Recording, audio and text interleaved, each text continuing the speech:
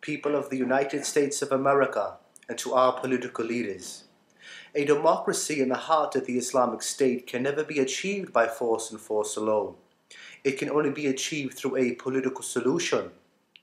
If our political leaders want to establish a capitalist society in the heart of the Islamic State, they must first think of and come to the needs of the people who are going to service that democracy.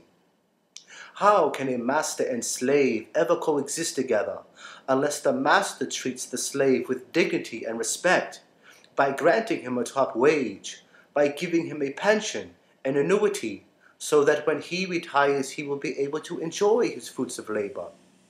Do our political leaders honestly believe that they can outwit and deceive the American people? The greatest disservice that our politicians are doing to the American people is not educating the public about this war. War is never the answer to a political solution. What it does, it engages those who are at war so that they may come together to find a solution. Was it not the Republican Party that used religion to justify going to war only so the Democrats can capitalize on exploiting labor? The only people who are ever going to move labor, and the only people who are ever going to see this war clearly, are through the eyes of an independent, those who are tied to neither political party. I do not wish to play politics. I can only convey unto you what I've been taught growing up in a capitalist society. It is like a father trying to teach his son the right way of living, knowing full well that he is going to be influenced by an ideology that only thinks of himself and not the welfare of others. It is like a father trying to teach his son to make the right choices in life, knowing full well that he's going to be influenced by an ideology that only thinks about the consumption of his body, never giving him the spiritual truths for the nourishment of his soul. Father, look at that bird in a cage. Do you think maybe someday I can have one? Son, everyone is born like a bird in a cage, waiting for his master to open it so he can fly away.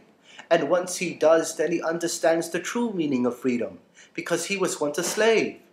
Father, look at those race cars racing around in a circle. Do you think maybe someday I can do what they do? Son, life is a circle, and it runs around on cause and effect. Whatever you think, whatever you say, whatever you do is eventually going to come back to you. Father, look at all those people lifting weights. Do you think maybe someday I can be strong? Son, learning to trust on your own strength is like trying to write on a wall with a pen upside down. You can understand the beginning, but you can't finish the ending because your ink soon runs out. Father, look at all those people going into that bank. Do you think maybe someday I can buy everything? Son, money and wisdom can buy you many things, but wisdom has its many advantages, simply because of the fact is that money cannot buy you wisdom, but with wisdom you will know how to get more money. Father, when will I understand the true meaning of life? You will understand the true meaning of life when your son begins to ask you questions like you're asking me.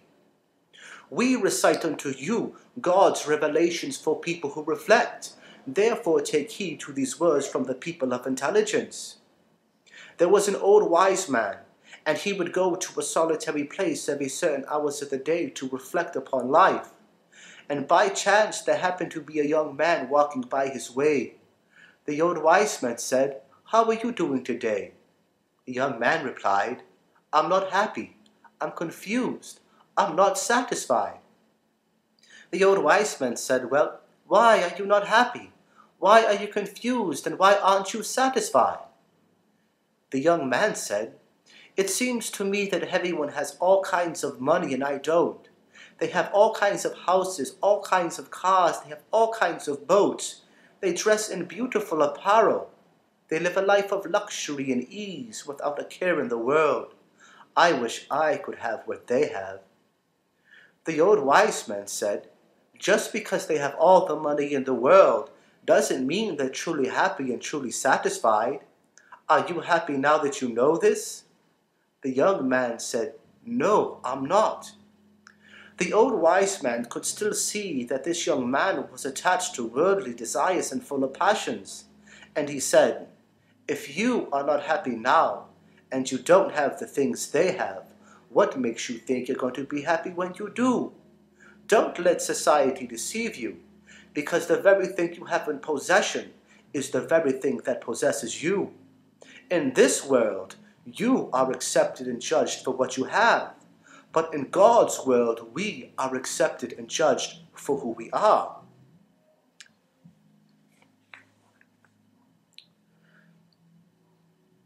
People of Iraq, where is your running water? Where is your electricity? Where are your jobs? Where are your paved roads that your political leaders have promised you? People of Iraq, the only way that you are going to prosper, the only way that our children are going to be treated with dignity and respect is through organized labor.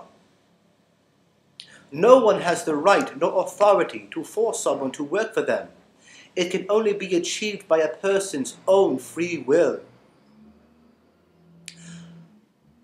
It can never be achieved unless there is a contract in place where both sides can read it, where both sides can agree to it, and where both sides can sign it, so that both sides can walk away from the table full and satisfied, not where one party walks away empty and their children's needs denied. There is no one who can force God into a political solution, for God's wisdom is always one step ahead of man. Therefore, he knows what will happen before man gets there.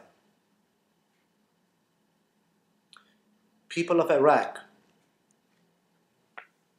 organized labor and the American worker are on your side. Salam alaikum.